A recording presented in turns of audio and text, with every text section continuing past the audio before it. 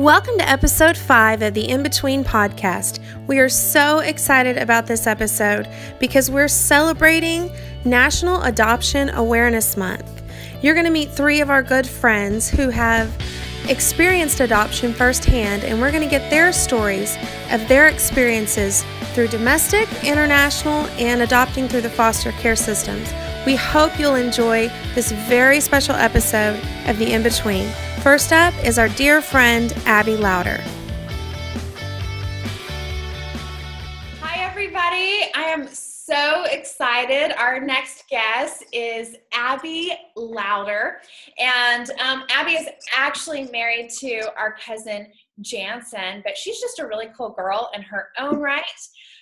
She is a mom. She is a realtor. She is a pastor's wife. She's kind of like a little bit of a cowgirl, like a cool, cute cowgirl.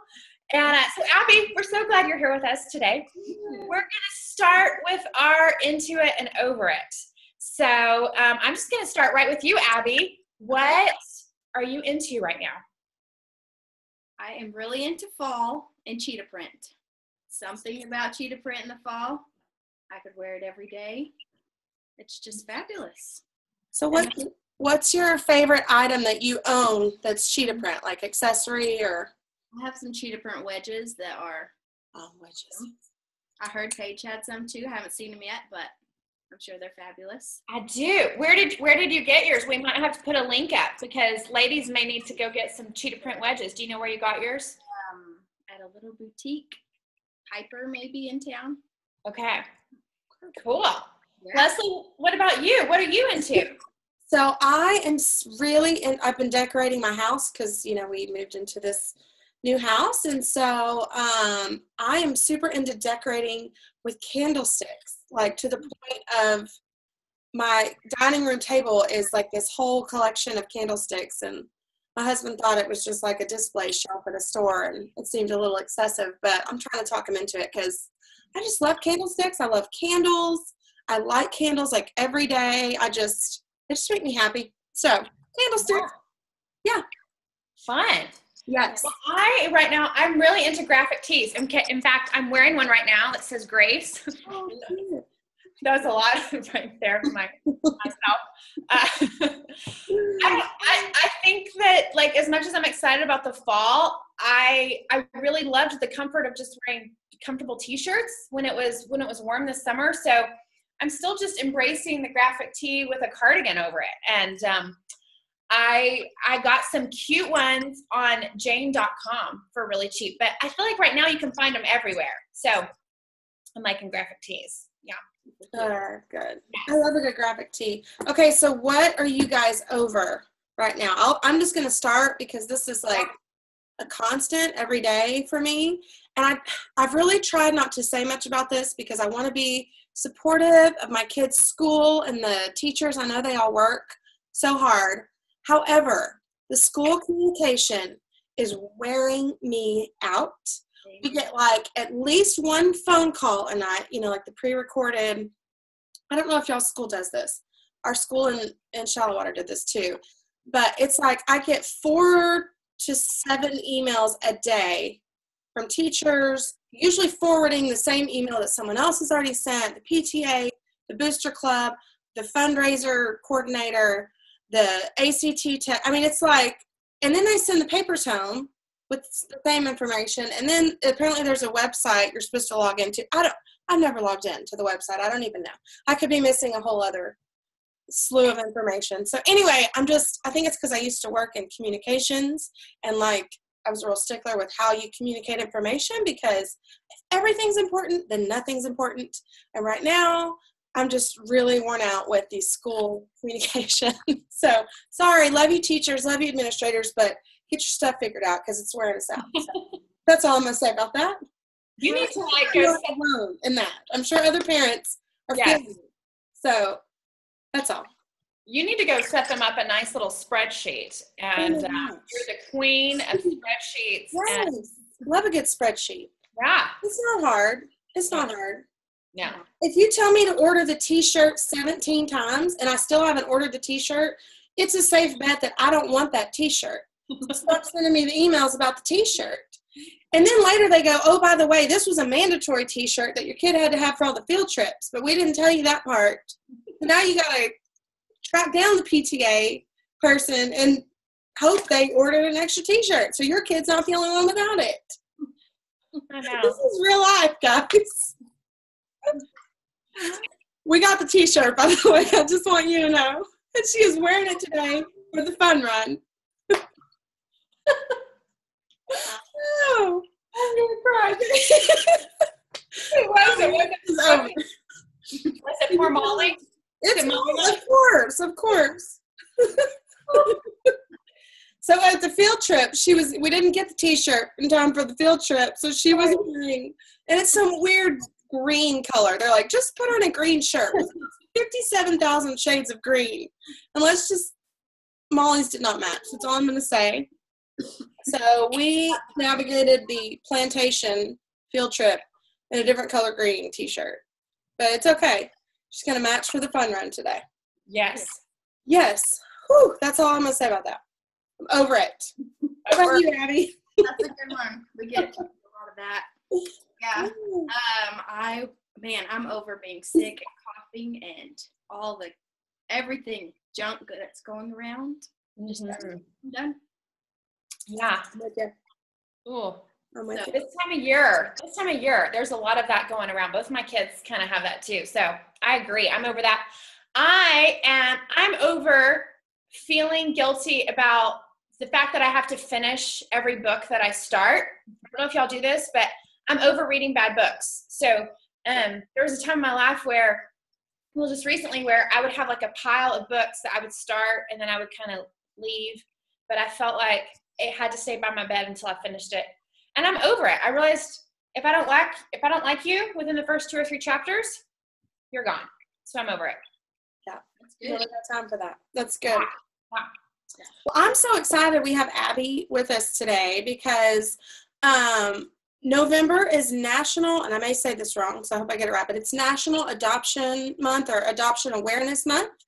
And so we know so many people that have adopted, that are in the process of adopting. I mean, so many of our family members and just close friends. And so it's very dear to our heart as well. And so we really wanted to spotlight it in the podcast. So Abby, we wanted to talk to you a little bit about your journey with adoption because you and your husband have adopted domestically.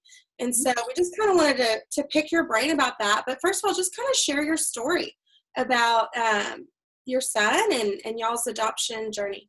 Yeah. Okay. So a few years after we were married, we started trying to have kids, kind of had some issues. We're going through all that. At some point, I don't remember exactly what happened, but we just decided, regardless, we just wanted to adopt one day.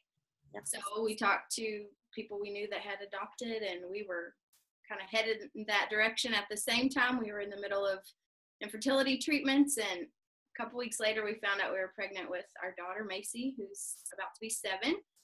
And so we went that route for then, and about what time it was, a year or 2 later, we had went through a really tough miscarriage, and fast forward in about another 9 months or so, we went to a luncheon for Mercy Ministries, and we heard some amazing testimonies, and we both left that place, looked at each other, and said, "It's time right now to do whatever we have to do to adopt." And I'll tell you, I have never stayed up so many nights in a row just working on. I mean, if you don't know, when you adopt, you fill out a million pieces of paper and questions about everything you didn't think you would have to ever answer. And so night after night, I would just get it done. And within a week or 2, I had it all done, and everyone said I was the craziest person they'd never heard. It always took months for people to do that. So I guess it was one of those things you just, when you know you're supposed to do something, you just go at it full blast. And so then after that, we waited and nothing was happening. And about a year later, a situation came up with an agency actually here in town who we weren't signed up with, but it was totally a God thing. And we met with a birth mom that was interested in meeting with us, and her baby was due 6 weeks later. And that same day, they told us they needed an extravagant amount of money. And I will admit right now that is the one day in our whole marriage that we looked at our account and it was zero. We had never been, I don't know what happened. I was so upset. I thought, what is going on? Who did this? And I mean, it was a total faith thing. Like, we're doing this. God said this is the right baby and we'll figure it out. So we took the step. I don't know. It was crazy. 6 weeks later, Titus, our son, was born. And it's been the most amazing thing. He's about to turn 3 in a couple of weeks. So it was right around this time of year. Wow. That was going down. So November is very special to us. Yes. Well, I will say Titus is the cutest little guy, and I love his personality, and he is just so right in your family. You know, like I just love watching you guys all together. I love watching Macy as a big sister to him. She's just so proud and motherly in her own way as well, and I love that. She's like Mother Macy. That's what I'm thinking. So, we were talking, Leslie and I were talking, and we know right now, I feel like there's a lot of people that have interest in adopting. And so what would you say to people like that, specifically even maybe people that are thinking about taking those first steps? What do you wish you would have known before you started the process? Or what do you think would help people to know as they're starting their adoption process? I think to be patient would be one thing that I wasn't really prepared for, I guess. Just, it's kind of like, you know, I knew God said to do it. We knew God said to do it. And then all of a sudden we did all we could do, get ready. And then we just waited. And there wasn't anything else we could do. So I even met with a girl just the other day. She didn't know where to start. And one of the things I said was just be okay with waiting. It may happen tomorrow, but more than likely it'll take a little while. And I don't know if you can totally prepare someone for that, but at least if you're thinking about adopting, just think like it's okay to have to wait. And although it drives you crazy and you wonder how there's lots of babies that need a family and it's all around you and it's not happening, but God totally has, you know, the right baby for you. And maybe sometimes you're supposed to be the right parents for a certain baby that's not here yet. You know, so many intricate details, but I think I wasn't quite prepared for the waiting. And right now we're waiting again. And I don't know, like God's taught me so much in the waiting. Also, another thing would be just resources, like talk to people. Some people don't know who to call or who to ask questions to, and that's something I would recommend anybody. Like, you can call me, you can look on the internet, just ask all the questions that you can ask so that you don't feel lost or you may be going the wrong way and you don't know it. Yeah. So as you've been waiting, like you said, you guys are going through this process again, waiting for another baby. You know, how do you manage those expectations where you have this dream in your heart, you have this desire, you know this is something God's called you to do, and you have all these expectations. So how do you keep that in check and keep your heart from getting hurt or from getting, you know, disappointed and experiencing things like that I'm sure no doubt come when you're on a journey like this? So how have you learned to manage your expectations? Yeah, one thing I have learned, even through like pregnancy and miscarriages or adopting and having to wait or other things in life that we ask the Lord for, or we know He's given us a promise for, and it doesn't quite turn out like we think, or the journey isn't like we think it would be. I think one thing I've really learned is I am learning, is that it's okay to get excited about it. You know, I've had people say, well, hold off until you know for sure. And there are some things you don't want to do like post it all over everything. Hey, we're getting a baby. You know, you don't know that it's going to happen for sure until you have it. So that's not something I would do, but it's okay to get excited and to pour yourself into it, because I feel like if I didn't, I would regret not giving.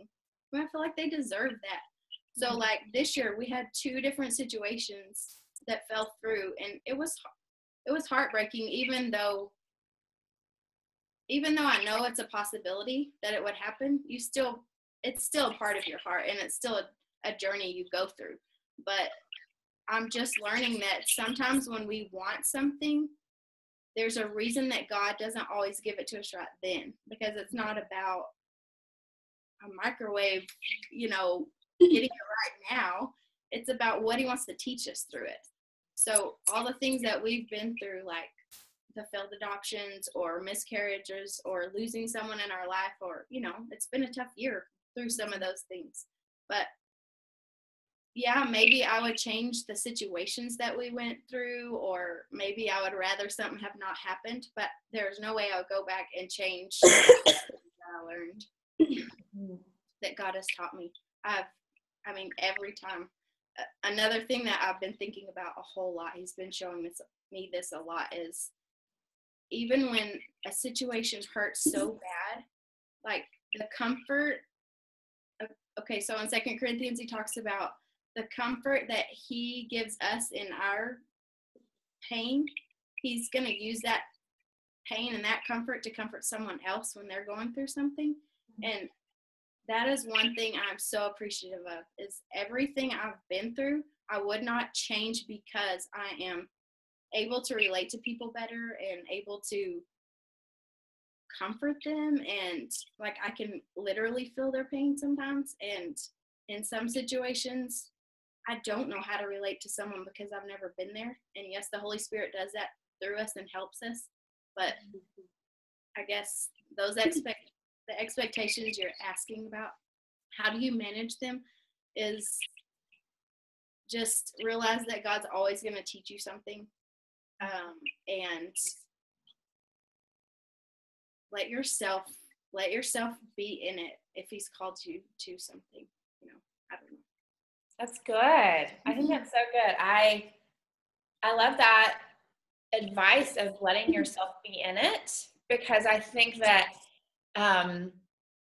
in this area of adoption, but you can apply that to any area of life. I think especially anytime we've experienced hurt in anything, our flesh, you know, we're designed to, you know, basically think ahead and try to protect ourselves from future hurt like that. And but what that ends up doing is it just keeps walling us off from people and God and the things he wants to teach us. So I think that's such wonderful wisdom, that it might hurt, but still let yourself be in it, because there's also joy in it, and things that God wants to teach you. So that's really good. That's so good, Abby. I have one more thing. Yeah. When I think about it right now, about this last situation that fell through, I was in it, you know, because I felt like it was going to happen. But now when I think about it, who knows if anyone has ever prayed for that baby ever in its whole life. And I got the opportunity to pray for hours and hours. Like, God, what your will for that baby, whatever it is, your protection, you know, it wasn't necessarily a selfish prayer, like, give me this baby, give it to me. No, it was about your will for that baby. And now that I think about it, I'm like, what an honor. And who knows what that did for that baby starting off in his life, wherever he is and whatever's going on. At least he was covered in prayer to begin with. So that's good. So awesome. Well, we so appreciate you sharing your story with us, and I'm so glad we're doing this show on adoption. You know, I think the whole time you were talking, you know, we've not adopted. Me and my husband have not, and it's something we've, you know, thought about, or we've seen several people go through. But the way that you were describing it, I think everyone can relate in some way, because God gives us all promises. You know, it may not be about a specific child or a specific, you know, it could be different things. But God puts different dreams in each of our hearts. And there's a process of waiting. And there's a process of doing the hard work. And whether that's filling out paperwork for an adoption or for me and my family, it was pick up and move your family to Nashville, Tennessee. And we don't know why we're here yet, but we're here because God put a promise in our heart. And, you know, when you step out in obedience, I believe God is so faithful to always fulfill those promises. And we don't know what it's going to look like. We don't know, you know, when you were filling out those papers, you didn't know what Titus was going to look like or be like or how perfectly he was going to fit in your family. But God knew, and he knew the perfect fit and the perfect answer and fulfillment of that promise. And so for whoever's watching this, you know, you may think adoption, I'm never going to adopt. I can't relate to that. Well, I guarantee there's some dream in your heart or there's something that God's placed inside of you. And you may be in the season of waiting or the season of unmet expectations or disappointment or just wondering, what are you doing, God? Why did you put this inside of me if I'm not seeing it fulfilled? But, you know, we know, and we have the hope because God says it over and over in his word. You know, he's faithful and he gives us good things and he's a good father and his dreams are even bigger than anything we could ever dream for ourselves. So hey, I want to end this little time with a challenge to everyone watching right now. I just really feel strongly about this. I just want you, as we say bye to Abby, I want you to hit pause. And right there, wherever you are watching this, maybe you're at work or in your car or at home, I want you to stop and I want you to pray for Abby's future baby. I'm going to cry. Like, it's coming. He or she is coming. And how cool to have people all over the world right now stop and say, Lord, you see that baby. We thank you for your timing. We thank you for that life. Father, bring it to pass in your will and in your way with so much joy. And we just rejoice in that. And maybe this time next year in November, we'll have Abby back on and she'll show us her new little addition to their family. So everybody do that right now. Don't forget to check the show notes at theinbetween.com. We'll have links and resources to all kinds of information to hopefully help answer some of your questions about adoption. Next up is our friend Crystal Moyers and her story about adopting through foster care. Excited to introduce my friend Crystal Moyers. Crystal was actually two of my girls' kindergarten teacher, and so she is a saint because she deals with kids all day long, and she is like the most patient, loving teacher. They both still talk about wishing they could go back to Miss Moyer's class, and so they just loved it. And on top of that, she's married, and she and her husband have 4 kids. And so, Crystal, tell us just a little bit about you and your husband chose to adopt through the foster care system. So just kind of tell us like what got you into foster care, you know, why'd you make that decision, and then a little bit about your adoption journey through that. Okay. Well, we gave birth to a daughter. Our firstborn child was biological, and it was a really difficult pregnancy, and both her and I almost didn't survive. And so after that, the doctors told me, yeah, you probably shouldn't have any more children. And so we kind of thought, well, you know, we'll adopt. That's great. That's fine. And so she got a little older, and then we were actually blessed to have another biological child, and healthy pregnancy, healthy baby, everything. And but that desire to adopt was still there in our hearts. God had put it there, and it just kind of stayed. But we kind of put it on the back burner, and we thought, oh well, you know, that's just for later on down the road when we have more money, and you know, we can pay those crazy adoption fees and do that stuff. So we were just, you know, going about life with our 2 children, and then God just kept bringing things into our lives that were just telling us that, you know, we needed to adopt, and that adoption wasn't his plan B. adoption for us as his children was always his plan A, to adopt us into his family through Jesus and become his children and heirs to his kingdom. And so the more we learned about that, the more we realized that adoption shouldn't be our plan B. If, we have difficult pregnancies or can't have children, that adoption needs to be our plan A as well, that this is God's desire for us to take care of the orphans. So he just kept putting that on our hearts, and every church sermon that we heard just pointed towards that. And then he began to bring people into our lives, friends that were doing foster care, friends that had actually been in the foster care themselves as children. And it just kind of felt like everywhere we turned, there was a giant billboard that God was saying, adopt now, adopt through the foster care system. And it just became hard to ignore it.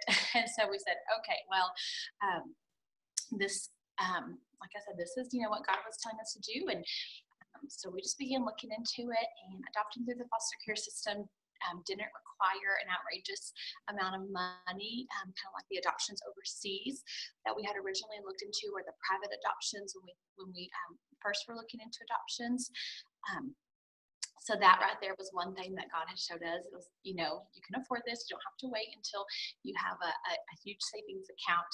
And so we just began checking into it, and we went to the Children's Home of Lubbock and just had a meeting, and we're just like, well, we don't know anything, but God is just, giving us all these signs, adopt through foster care. And so we just sat down and had a meeting and just learned more about it. And we began the journey. What we did was we began taking the classes, and it took us about 6 months to complete all the classes, just kind of learning about these children and their needs, and then also just kind of do some basic classes like health care for children and CPR. We had to do background checks, and they also had to make sure that our hearts were in the right place. So they had to do home study and kind of a psychological evaluation of us and meet our children, and we had to get physicals and make sure we were healthy and make sure our home met all the standards and was a safe place for children.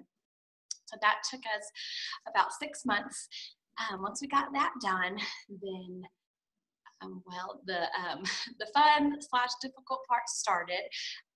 We did foster care, and basically children who for whatever reason couldn't be with their biological family have been put into foster care.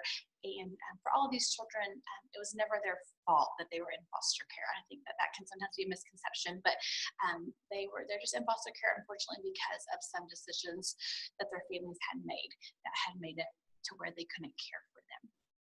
And so anytime a child would come into foster care through the CPS or the Texas Department of Family and Protective Services, and Children's Home was one of the agencies. There's many agencies, but it's just one of them. We would get a call, and you would have about 15 minutes to make a decision. You'd find out the children, their ages, how many children there were, maybe a vague reason as to why they were coming into foster care, and then is your answer going to be yes or no? And so there were a few times where we had to say no, and sometimes it was a larger group of siblings that I just didn't feel that we could take on, or I remember there was one time where my husband had an outpatient surgery. It wasn't anything too major, but we were actually leaving the hospital on the way home from that when we got a call about some children. And I just had to say no, because I was like, oh, I'm going to have to take care of him, for a little bit. I can't take on some children right now. And anytime we had to say no, it was definitely really difficult. But just remembering that God would have another family available for these children brought peace. So we did say yes a few times, and there was some times where one case we were getting ready for a group of siblings to come, and I was getting the house ready. They were supposed to be there within a couple of hours, and my husband was running to Walmart to grab some things that we needed, and then we got a call, they're going to go to a family member. And so really there's just so much in the foster care system that is unknown, and it really taught us a lot about trusting God and trusting his plan, because I'm definitely one of those people who likes to think that I'm in control and I can plan for everything and plan for our future and plan for tomorrow and just have it all nice and pretty in a little box. So God really taught me a lot about that He's in control and that I need to trust His plan, and a lot about waiting and patience and prayer. And we did say yes to a little girl, and actually had to go get her from the hospital. She had to be in the hospital due to some injuries she had sustained. And we had her for over a year and just absolutely loved her from the first day that we met her, and just saw her just go through so much healing, both physically and emotionally, and just see her get caught up developmentally. It was just a huge blessing to be a part of that in her life. And she did have to go back to her biological family, and that was definitely the hardest thing that we had to do in the foster care system. We just loved her so much, and in a foster care, we did want to adopt. That was always our ultimate goal, and so having to give them back to their biological parents was never something that we really wanted to do. And we kind of came in with the belief that we're going to be better for these kids than their biological home, and God really did a work in our hearts and showed us that their biological families are also in need of His love and His grace and His forgiveness and His second, third, fourth, fifth chances that He gives. And so that was really something that came about through the foster care system that we weren't expecting at all. And we actually, with this particular girl, we were able to meet her biological mother, invite her biological mom to family events. We celebrated Mother's Day with her. We took her with us to church, did fun things with her. This is while we still had her child in our care. We took her to Joyland to spend special time with her child. And like I said, it was hard because we had kind of come in with that notion that, the biological parents, they've screwed up, they don't really deserve their children anymore. But then God really showed us that we're all created in His image and we're all His children. And even these parents, these biological parents who have made mistakes, but unfortunately for the majority of them that we were involved with, they came from maybe even had abuse history in their childhood, and so we were just stuck in this cycle. And so just God really opened our eyes to that and showed us that He's called us to love on these children, but also on their parents. And so that was definitely an unexpected blessing for us through the foster care system. And we do have 2 children that we were really blessed to get to adopt. Our little boy is 7, Colton, and then our little girl Collins is 3, and they were both in the foster care system. And Collins was in the foster care system since birth. She had been born with and tested positive for drugs, born really premature. And then Colton was homeless, and there were some drugs and some abuse involved when he came into foster care when he was about 3 years old. And just going through that journey with them, going to all the court hearings, and really, again, taught us to trust Him and trust His timing and His perfect plan. And also with both of them, we did get the opportunity to speak with their biological families. And with Collins, we got to meet the biological mother face to face. And that was just a true blessing, just to see that despite the mistakes they've made, that they have, these are their children, and they're loving their children the best that they know how. And they both were trying to do what they knew was best for their children, and just also to see the heartache that they went through losing their children just reminded us that we were full of joy because our forever family was coming together, and we felt like our family was complete now, but their family was falling apart and they were losing their family. And so just having to see that as well was definitely difficult. And just we have been just so blessed by the children and our children that we have, and that we were able to adopt through the foster care system. But just also we learned so much about the biological families and just, their needs that they have and what they've been through, and just how difficult this was for them too. So that was an unexpected lesson that God taught us through this journey. Wow. Your story is just, it's really inspirational. And I just love your heart, especially your heart for the biological families and for your children. And even when you were saying the hardest thing you had to go through was sending, one child back to her biological family. I guess my question for you too would be, so if there are people considering adopting through foster care, what do you wish you knew before you started this whole journey? What advice would you give them as they kind of step out saying, okay, Lord, I think this is you. We're not sure what's next. What are just a couple of, practical things that you would say to them? Yeah, I would say just kind of open your heart to the biological families and try to go in and just have that, just your heart open to realize that this is the toughest time of their lives right now, having at rock bottom, and they're, losing their children. And just be compassionate towards them and just love them as much as you can. And so definitely that. And just to trust God, because there really are so many unknowns. Every day in foster care is just an unknown. You could call that, a great uncle has come up out of the woodwork, and we did the background check on him, and everything's okay, so we're moving this child to them next week. Or, we're giving them back to their biological family next week. And so just really trusting God and realizing that these children, they're God's children first. And so I just kind of had to come to that realization with our children, because they became mine really quickly. Right. I just couldn't bear the thought of losing them. But, God really showed me that even my biological children are his first. And if he decides that he wants to take them, then that's his decision. And so I'm not guaranteed tomorrow with them, just the same as I'm not guaranteed with my foster children. So just learning to trust God and lean on to him, and then just to be as proactive as you can in the case that your children are in. So go to the court hearings, just learn as much as you can from the lawyers, your agency, and your CPS worker, and that's going to just really give you an advantage and just really help you to understand what's going on. Yeah. Awesome. That's good.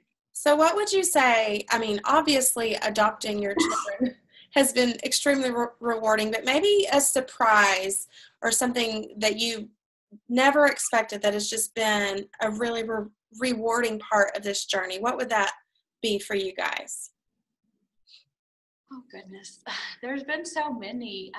Just being able to share the story and just hopefully bring more people into the foster care system, because definitely there's so many more children out there that need loving families, whether it's just for a temporary time in their lives or whether it's for forever. Because I would love to have more children. We had 6 for about 6 months, and that was really difficult. And definitely God showed me, okay, you have limits. You can't much. And so just being able to, I know that, one family, we can't do it all, but the church and all the believers, if we all come together, then yeah, we can solve this problem. And so just being able to spread the word and just get that need out there has been a great blessing. And then also seeing our families, our extended family, and the love they have for our children. That was always kind of a concern going into it, was, oh goodness, is everybody going to accept them and love them like they do our biological children? And they have, and that's been a huge blessing. And just seeing the growth that they've made from the time that they first came to us just to where they are now. I know our 7-year-old boy, when we first got him as a 3-year-old, he used to wake up every morning and ask me, are we going to eat today?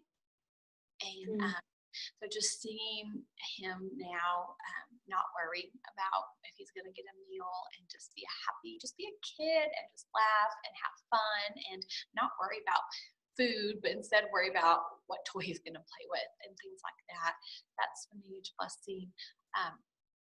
He even, just his confidence, he used to, when we first got him, we were really working with him. He was 3, had just turned 4, and working with him on letters and numbers and just those things that preschoolers are working on. And he was so shy and just did not want to speak in front of anyone. His foster care worker, when we first met him, was like, he doesn't talk at all. He used to hide behind the curtain, and then that's the only way we could get him to talk to us, if he was hiding behind the curtain. And then last year at his kindergarten graduation, he got up on stage at the microphone in front of 140 kindergartners and all their family, and he recited the pledges. And just him go from hiding behind a curtain just to talk to us to on a stage in front of hundreds of people. And that's just those little moments, just make it all worth it. And just also the love that our biological children have for them. They're their brothers and sister, and that's just the way it is. And just like they are with each other, and just seeing that has just been a huge blessing. Awesome. Well, your story is so inspiring, and your family is just beautiful. And I love, that we have this opportunity for, to use this for you to share your story, and just for other people to hear that adoption, it can be possible through lots of different ways. And so thank you so much for sharing with us and just sharing your family's story, because I really think it's going to bless a lot of people. So much. Thank you. We hope you're enjoying these stories so far. We've got one more special guest. Our friend Vanessa Brandiger is going to share about their journey through international adoption. Hope you enjoy. So excited to introduce you to our friend Vanessa Brandiger. She's been friends with Leslie and I for a long time. Yes. Probably close to 20 years. I mean, that we've known you guys. Very long time. So if you know Vanessa, you know that she is just one of the warmest and most genuine people you will ever meet. She is just full of life and just encourages people everywhere she goes. She is someone that Leslie and I both love. And we're excited to bring her on the show as we're talking about adoption this week, because she has her very own adoption story. And so, Vanessa, we just want to start off by asking you to share a little bit about your adoption story with everyone. Okay. Let's see. My husband Jason and I, we felt like very called to adoption. I was a foster care caseworker and a social worker for about 10 years and knew that we wanted to add to our family that way. And so we started praying about how we were going to do that. And we definitely felt called internationally. And so we applied for 2 programs. One was Hong Kong and one was Ethiopia, because we had connections to both countries. We wanted to adopt from a country that we had a connection, a friend, knew, something like that. And so my husband had melanoma, and so we were not accepted to the Hong Kong program because he had cancer, and some countries just won't take you if you've ever had cancer. And so we went with Ethiopia, and one of our very good friends from way back in college is Ethiopian. And we work with an Ethiopian camp. Actually, we're about to have our 10th year this year, working with them out in LA. And so we knew that was the right fit. It was just meant to be. So we went and met our son when he had just turned 6. And then we brought him home from Ethiopia about 3 months after that. And now he just turned 10. And he's almost as tall as I am. And he's just huge. And so in January, we'll celebrate being home 4 years with him. So he's pretty awesome. Her son he's just the cutest. I just love pictures. Anytime I get to see Abe in a picture, I get so excited. He's just precious. So since we've known you guys so long, and we kind of saw the years leading up to actually going and it seems easy. Oh, we just flew over to Ethiopia and picked him up and came home. I know that was not quite the full extent of that. So can you share a little bit about kind of leading up to that, maybe for people interested in adopting internationally? Like, what can they expect from just the process? Because I know there's a lot involved there. Sure. It is a very tedious process. It is very long. My first advice would be to get online and do research for some different agencies and find out what that agency stands for, how long they've been practicing, and also research the country that you're interested in. Because unfortunately, in international adoption, countries will open and close, and they just open and close, and you don't have any control over it, and you don't know when it's going to happen. So you want to be with a reputable agency that is used to working internationally and have a long-standing relationship with the countries you work with. Once you find a good agency, then you'll probably definitely have to go to an informational meeting, your first one, and don't get overwhelmed, but know that there's a lot of I's to dot, T's to cross. Everything is in triplicate times 5, and just get ready for tons of paperwork. More paperwork than you can imagine. I think the last dossier that we sent off weighed more than 4 pounds. Wow. Yes. So the agency that we went through is Buckner International. Fantastic, wonderful agency, a long-standing reputation. We had a great experience with them, but there are a lot of great agencies out there, but I would just do your homework. And then in the meantime, while you're doing all your paperwork and getting all of that, I would read anything you could from adoptive families, blogs, information out there. Get you some great books. There's some great information out there, because the reality is whatever age you bring your child home, you're going to have some difficulties. There's going to be some challenges, and the more prepared that you can be before you get them home, the better. So in the meantime of doing all of your paperwork and all of your interviews and your homesteading and all of that, I would definitely get educated as well.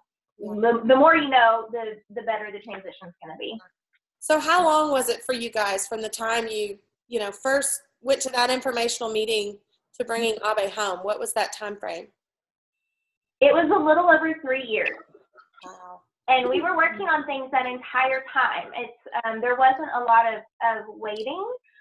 We got the photograph. We got matched with Abe that summer it was about in June, and then we went to meet him in November. And so, and then we brought him home that following January.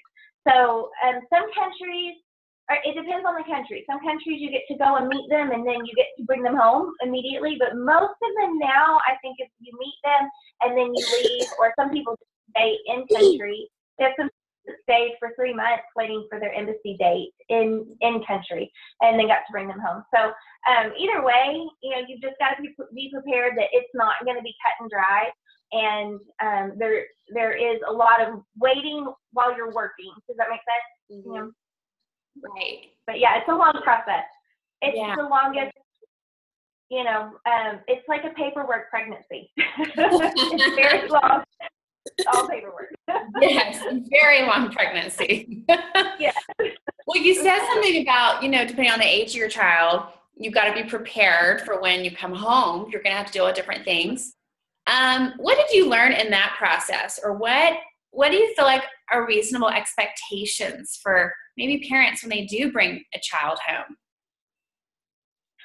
I think that you need to go in with it without, as much as you can, without this expectation that they're going to be immediately bonded to you. You're a stranger. You potentially don't look like them. They've met you, maybe a couple of weeks before they come home. They may not speak your language. Abe did not speak any English when we got home at 6, which was awesome. And I think that you need to go into it knowing that the reality is is you are not, for that child, you are not plan A. Plan A was for them to be with their mom and dad that grew them and birthed them. Plan B would be for them to be with a relative, you know, in country and in their culture. So you're really plan C. You know, you need to know that it's not about fulfilling your dreams or your heart. It's a partnership with that child. And yes, are you going to bond and are things going and you're going to attach and all of that's just going to take time. But I think going in with an expectation that it's going to be quick, you're going to get frustrated. Going in with an expectation that they're just going to be, oh, thank you for everything, you know, that's not it either. They are probably very, very scared, you know, and they might be very scared for quite a while. But with a lot of prayer and a lot of patience and a lot of education before, it's a beautiful and wonderful thing, and I wouldn't trade it for anything, and I hope to do it again one day. But you just got to know that it's work. You know, it's not unicorns and rainbows. But isn't that great though? I mean, aren't all the best things in life hard work? I mean, that's just, you know, it just goes with the territory. All the best things in life are going to take some effort, and it's just completely worth it. But you got to go in educated and prepared. Yeah. So what are some things that you guys have found now that your son is home? Because I know some of the things, but like, what are some resources you guys have connected to, or, you know, just different things families can do? Because culturally, I think is a huge shift for that child. So as parents, like, what are some things that you guys have found to help promote that in your home and keep that a part of who they are, and something that helps you guys? Yes. I personally feel that keeping them connected to their culture and their birth country is a very high top priority for us. The first time that we went to Ethiopia, we brought home as much art as we could. It's covered, our house was covered in Ethiopian art. We even brought home dishes. We brought home as many spices that we could get in that weren't confiscated. We brought home things that even frankincense is burned in Ethiopia. So we make sure to have frankincense burning in the house. And so we started off like that, and so now it's very much just part of our everyday lives. You know, coffee, Ethiopia is the birthplace of coffee. I mean, it's the most wonderful country ever.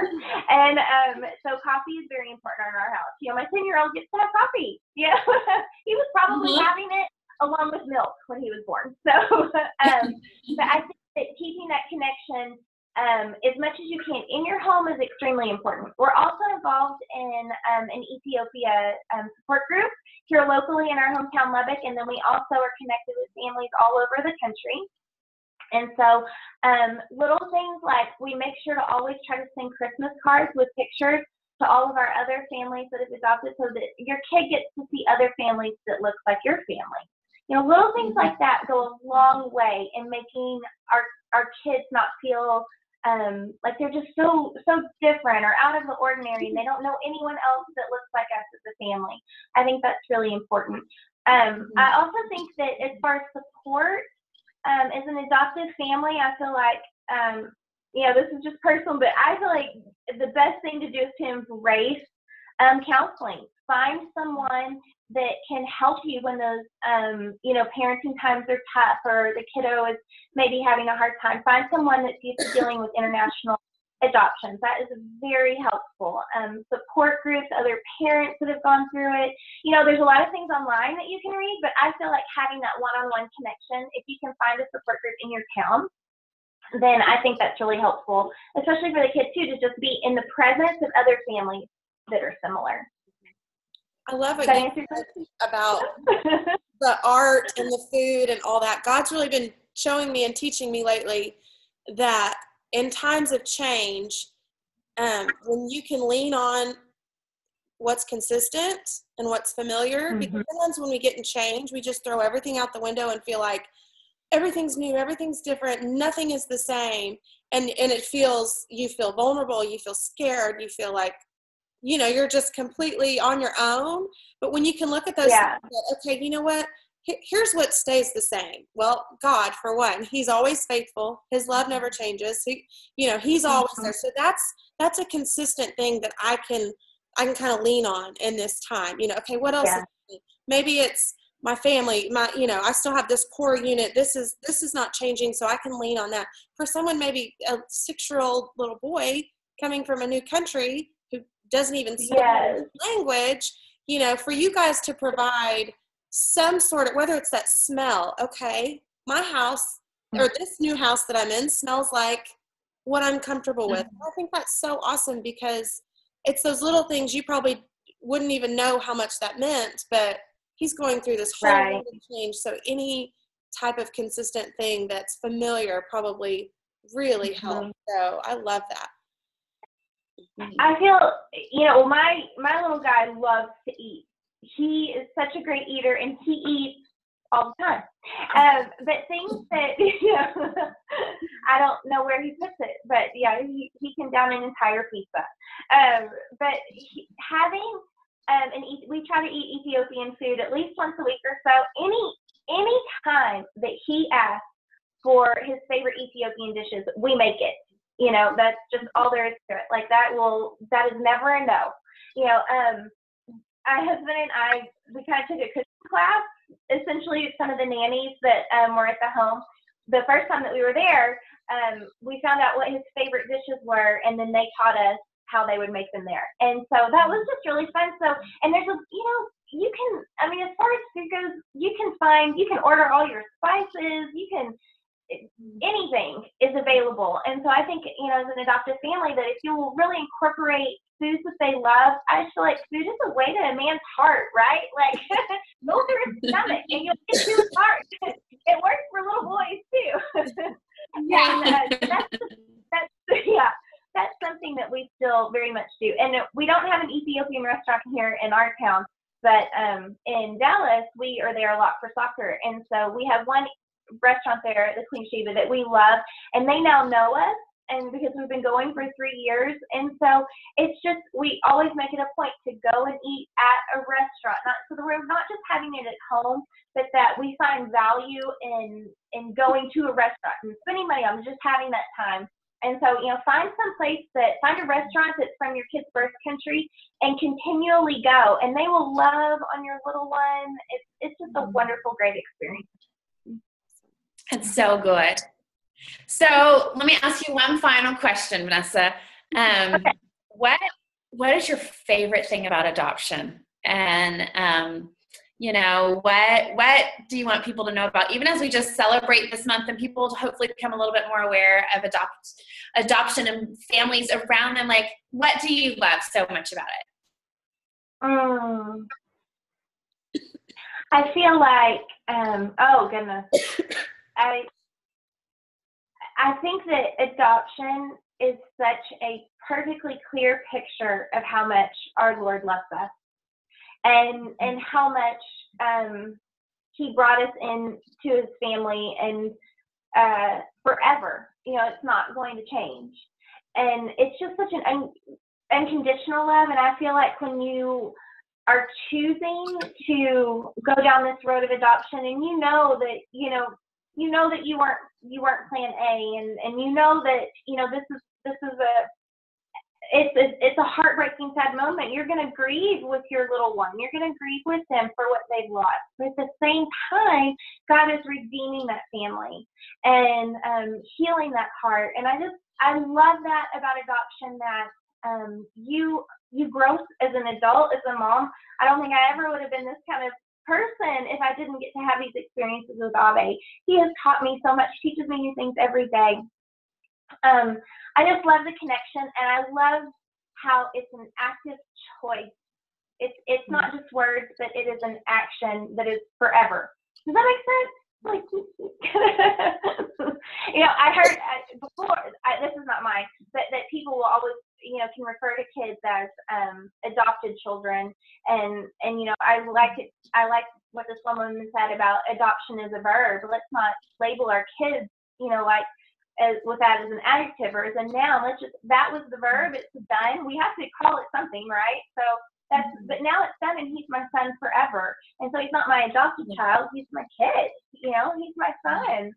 And so I love that about the Lord, that he adopts us as as his own, and then he calls us son and daughter. He doesn't say you're my adopted son and daughter. He calls us son and daughter. Right. So, but it's awesome. I want to encourage anyone, if you feel, called to it, if you are interested in it at all, just go for it. There's so many little ones that need families, and I think that it's the best thing that's ever happened to us, and we're excited to go down that road again. So. Well, thank you. That was so good. I love what you said. Yeah. Adoption is a verb, and you have a beautiful family. And you know what? We did this for one other person that we interviewed. We did it with Abby. We just spoke a blessing over her, that her baby was coming. And you know what? I say the same thing over you, is that there are other sons and daughters out there for you. And we just speak a blessing over that it's going to happen, not in that horribly long waiting time like you've experienced before, but that it'll go just right in his timing. So thank you, Vanessa, for talking to us. You were just such a gem, and everybody else, we will see you next time on The In-Between. We hope you've enjoyed this special episode of the In-Between podcast. We've got tons of resources available to you on our website, theinbetween.com. Remember Abby, our first guest from the episode? Well, we have a little update on her family. About 3 days after we interviewed her and prayed for her, she texted us a picture of a beautiful baby girl that God picked out especially for their family. She and her husband now have 3 beautiful children, and we could not be more excited for Abby and her family. We hope you'll tune in next week. Have a great week.